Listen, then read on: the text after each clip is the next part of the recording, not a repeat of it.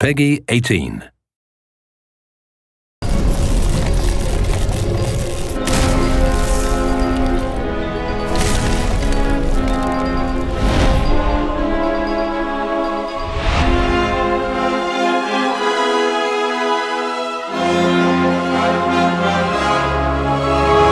I think the thing I'm proudest of in the design of Reckoning as a whole, there's a lot of things the team has done just an amazing job with, from the moment-to-moment combat to the actual architecture and geography of the world.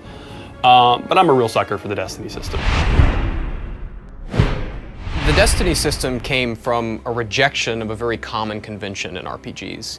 We pick our class at the beginning of the game. You kind of start out and you choose from the get-go whether you want to be the warrior or the mage. You have to make these huge decisions up front before you know what you're doing. Like, oh, I want to invest in strength, or do you? You're basing that decision on information you don't have. You're not sure how a rogue is going to play. Even if you're a seasoned RPG veteran, you're not sure how this class is going to play through the long play of the game. And so we wanted to sort of revisit that. Something we'd seen in some Eastern RPGs were the idea of a job system or a title system where you get a title for having done certain things in the game. I've always been a huge fan of title systems.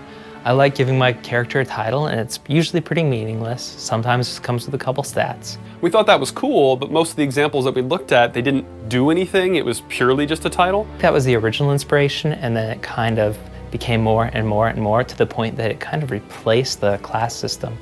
Amalur, up until you are reborn in that pile of bodies, has been a deterministic world. It's been a world governed by fate. And you as a player break this whole thing down. And everywhere you go, everybody you interact with, they're all influenced by this suddenly not being deterministic anymore. These are strange times. Magic weaves itself in new patterns and change. You pick abilities from 3 different ability trees: might, finesse, and sorcery.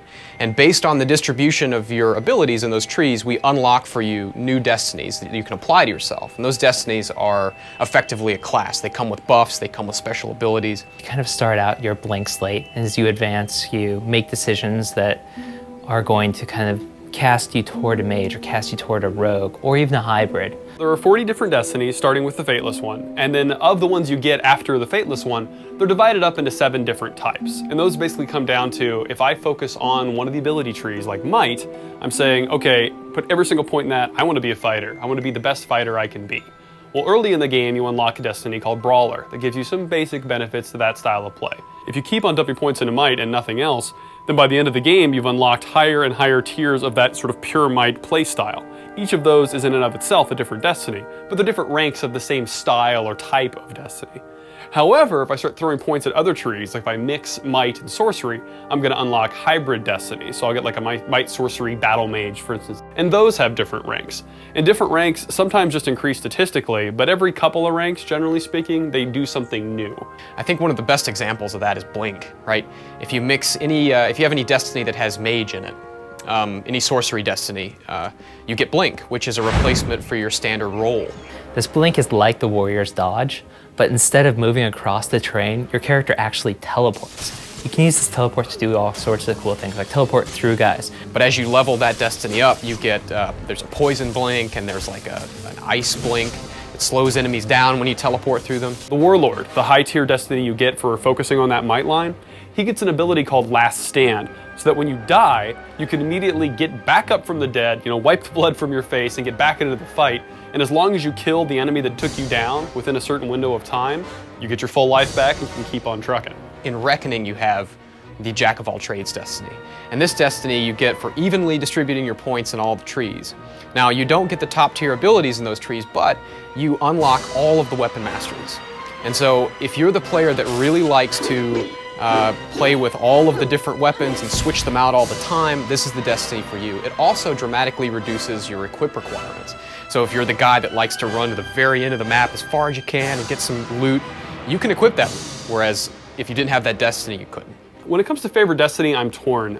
With the Might/Sorcery destinies, that entire type of destinies, as a whole, those are my favorites, but if I was going to pick just one destiny, it would actually be the top tier Sorcery Finesse hybrid called Shadowcaster. It just gets a really sweet set of abilities. The Shadowcaster destiny actually has a bonus on it that allows you to steal mana when you crit. combines what the rogue does, which is crit a lot, with what a mage does, which is cast spells and be something of a glass cannon. So there are a lot of things like that in the Destiny system that kind of change your moment to moment instead of just bumping your stats. Twists of Fate are something of addendum to the Destiny system. They are the modifiers that result from making decisions in the world. We wanted a way to let the player know that he or she is changing the world in a permanent way through their actions. There are rewards you get for completing quests or doing different things in the game. You make a irrevocable decision that's changing the future in some way, something that normal people couldn't have done, that only you can because you're the Fateless One. We give you a card, which is presented a lot like a Destiny card, called the Twist of Fate. And those things tell you, you've changed the history of the world in such and such a way, and because of that, you get a permanent boost to your stats that's appropriate to whatever that decision was. Oftentimes they come in a couple flavors, and so it's a way that we reward the player differently for the choices that they made. I choose to help these people or I don't choose to help these people. I made this faction's future change this way or that way, not both. So both the bonuses and the twists themselves are exclusive in that case. A seat in the House of Ballads cannot remain empty, lest the great stories end. We want you to be able to play the game that you want to play. I'm hoping players come to Reckoning and experience the nostalgia factor, the thing that first hooked them on games. I think this game is one that could really do that. I want players to feel like they got to experience a world they've never seen before and that they want more. I want them to leave and go, well, what else is happening in Amalur? Because, you know, we're doing more in that world. We want them to see that. There's so much depth and there's so much personality and character that there are endless possibilities for products. I want them to be excited about what happens 5 years later, 20 years later, 2,000 years later. So I'm excited to get them into the world and just kind of experiencing everything that we've built.